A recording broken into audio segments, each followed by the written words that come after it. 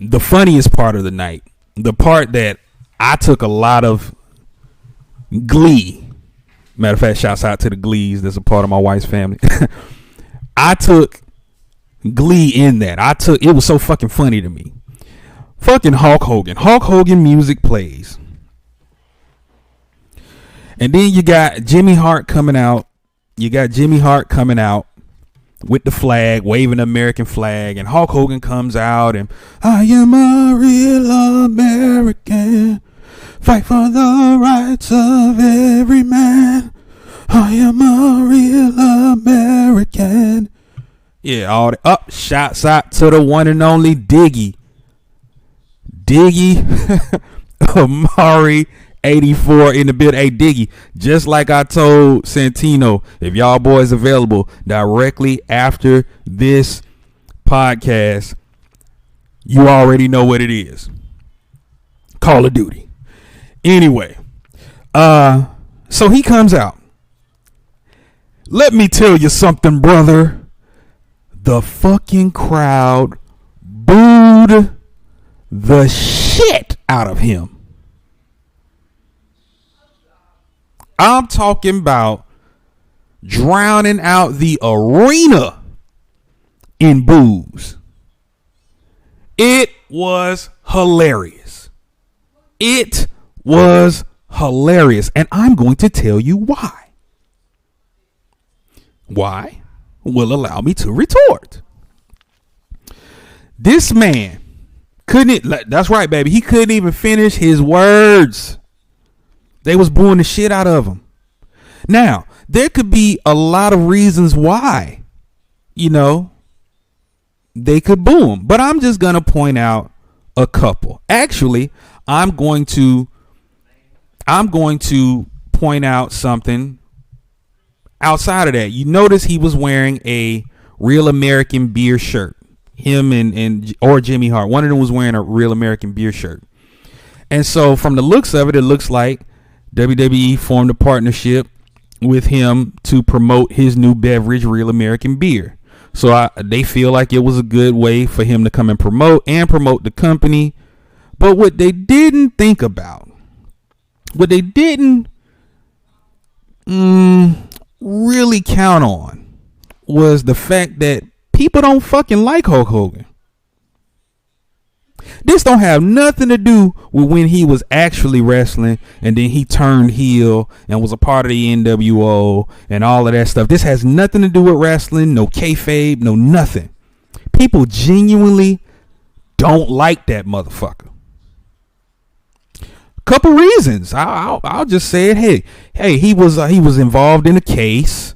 He was involved in a case that was going on, and in this case, it was he was caught on camera sleeping with his so-called best friend's wife, and there was some things being recorded back then on his feelings about his daughter being involved with black men and him not liking that shit, and that got out to the world, and so it showed his true colors amongst his peers within the industry of melanated complexion.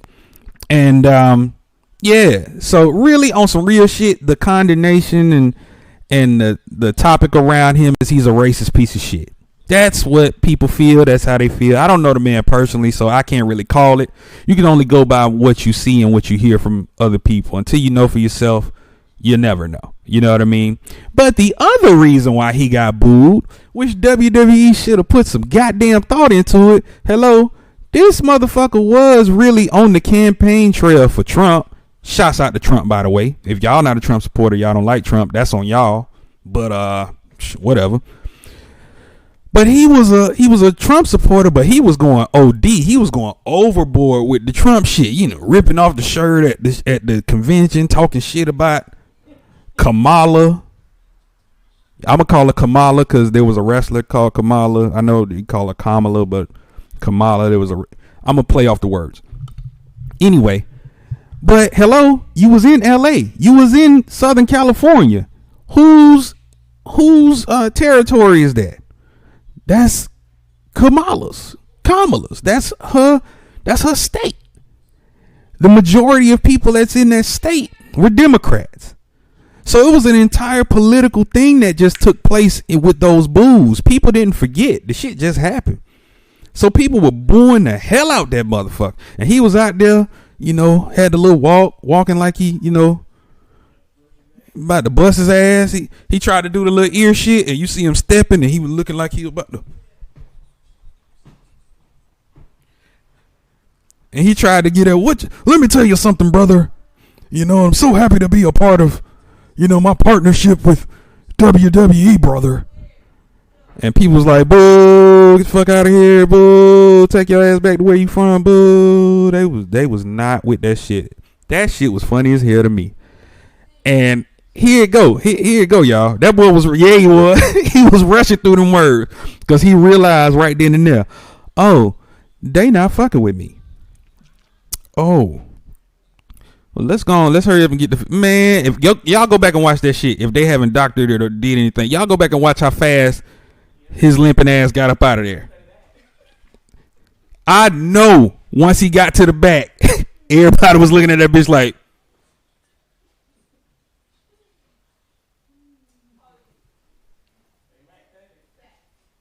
man, that shit is everywhere.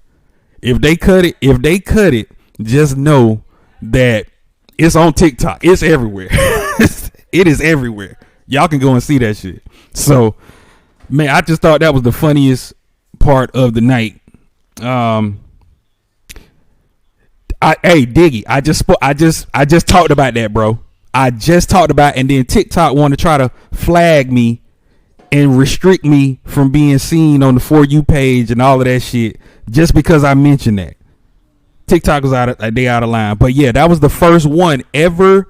That was the first one ever done, ever toked on a professional wrestling show at this magnitude.